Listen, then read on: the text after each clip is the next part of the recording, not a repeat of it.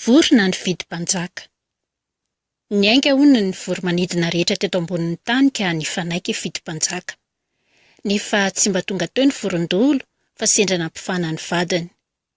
Dia nifanaiky ny vorona rehetra fa izay mahita ny vorondolo ka tsy mamono azy dia harianam-pihavanana ka atao fahavalo mihitsy. Izany hono no tsy andehanan'ny vorondolo antoandro satria izay vorona mahita azy dia mifandrombaka mamono azy avokoa. Dia nanendry tena mpanjaka kosa ny voromahery nefa tsy nekiny be sy maro satria mahery setra loatra.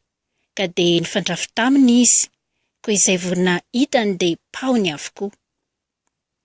Koa dia nifanara-kevitra ny vorona fa ny iray lovi no hovidiana ho mpanjakany satria izy no tsara tarehy sy lava sanga na hay feo samihafa.